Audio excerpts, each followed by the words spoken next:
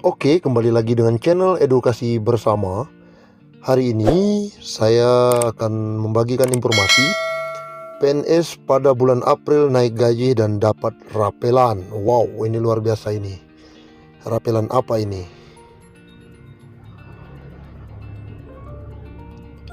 Kabar gembira, kali ini akan dirasakan oleh para PNS di seluruh Indonesia. Tanpa terkecuali Kota Banjar pun ikut merasakan imbas dari PP nomor 15 tahun 2019 tentang perubahan ke-18 atas peraturan pemerintah nomor 7 tahun 1977 tentang peraturan gaji pegawai negeri sipil. Pada bulan April mendatang akan ada kenaikan gaji senilai 5% bagi seluruh pegawai negeri sipil.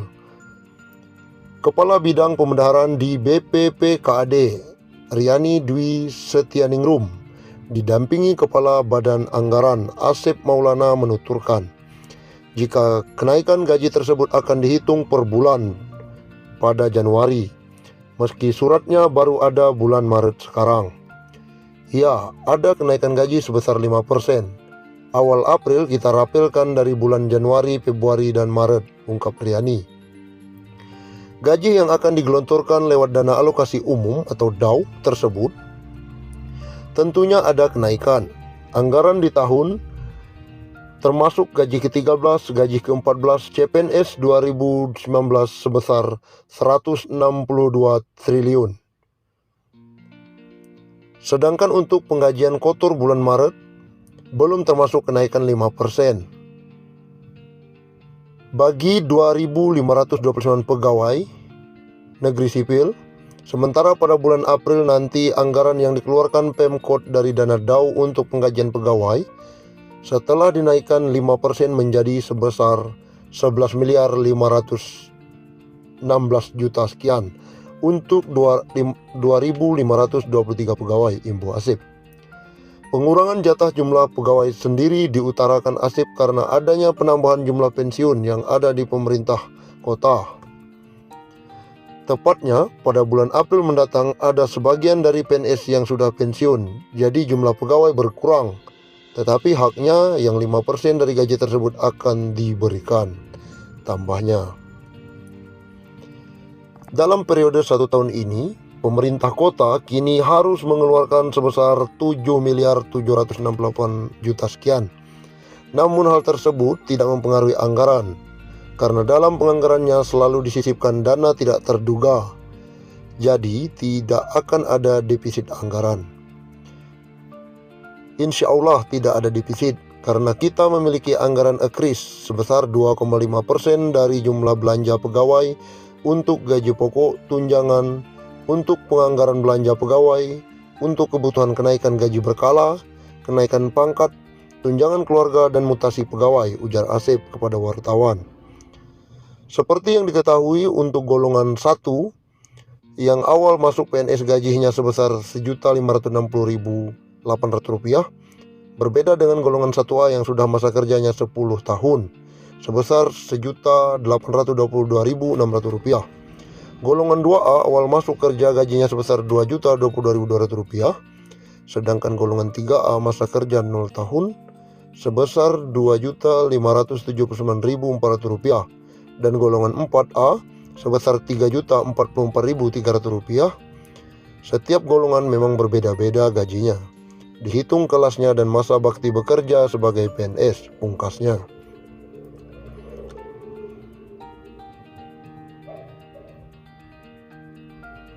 Luar biasa, pemerintah mencoba memberikan kesejahteraan kepada pegawai negeri sipil PNS di bulan April. Ikuti terus channel kami akan membagikan informasi. Terus subscribe, karena subscribe gratis. Terima kasih. Presiden Joko Widodo atau Jokowi menaikkan peraturan pemerintah nomor 24 tahun 2020 tentang pemberian THR kepada PNS, prajurit TNI, anggota Polri, pegawai non-pegawai negeri sipil, dan penerima pensiun atau tunjangan. Dalam belet yang ditandatangani oleh Presiden Jokowi, pemerintah paling cepat membayarkan THR Idul Fitri untuk para ASN paling cepat 10 hari setelah Hari Raya Idul Fitri. Tunjangan hari raya dibayarkan paling cepat 10 hari kerja sebelum tanggal hari raya. Bunyi pasal 15 ayat 1. Meski demikian, THR bukan berarti pasti dibayarkan sebelum lebaran. Dalam PP tersebut tetap memuat pasal 4 ayat 2 PP nomor 36 tahun 2019 yang menyatakan THR bisa dibayar setelah Idul Fitri. Ketentuan tersebut dimuat dalam pasal 15 ayat 2 di PP nomor 24 tahun 2020. Dalam hal tunjangan hari raya sebagaimana dimaksud pada ayat 1 belum dapat dibayarkan. Tunjangan hari raya dapat dibayarkan setelah tanggal hari raya bunyi pasal itu. Selain itu, PP 24 tahun 2020 juga memasukkan calon ASN sebagai penerima THR. Selain mengatur penerimaan untuk ASN, TNI Polri maupun penerima pensiunan. Di luar calon ASN, besaran THR diberikan dengan nilai 1 bulan penghasilan yang diterima di 2 bulan sebelum hari raya sesuai pasal 6 ayat 1. Apabila ada selisih penerimaan antara 2 bulan sebelumnya, dengan sekarang pemerintah tetap membayar selisih tersebut kepada ASN.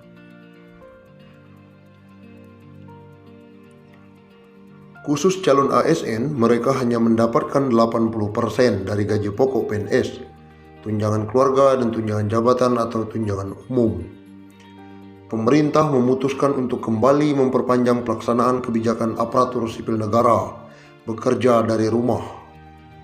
Kebijakan ini sebagai respon atas upaya pencegahan perluasan penyebaran virus corona atau COVID-19. Hal ini tertuang dalam Surat Edaran Menteri Pendayagunaan Aparatur Negara dan Reformasi Birokrasi Nomor 54 Tahun 2020 tentang perubahan ketiga atas Surat Edaran Menteri Pan-RB Nomor 19 Tahun 2020. Surat tersebut berisi tentang penyesuaian sistem kerja ASN dalam upaya pencegahan penyebaran COVID-19 di lingkungan instansi pemerintah. Diperpanjang hingga 29 April 2021 dan akan dievaluasi lebih lanjut menyesuaikan dengan keputusan Kepala Gugus Tugas Percepatan Penanganan COVID-19 terkait status keadaan pandemi COVID-19.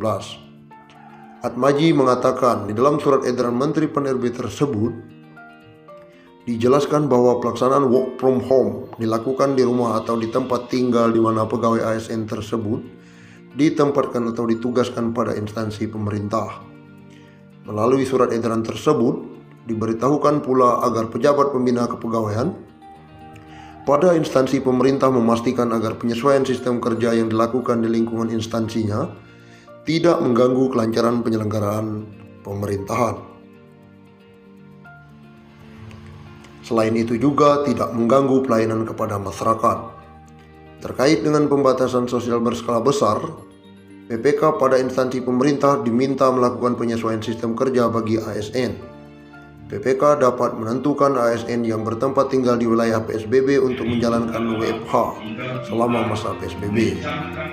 Atmaji menjelaskan bahwa SE Menteri Pan-RB sebelumnya yaitu nomor 19 tahun 2020 dan nomor 50 tahun 2020 masih tetap berlaku dan merupakan satu kesatuan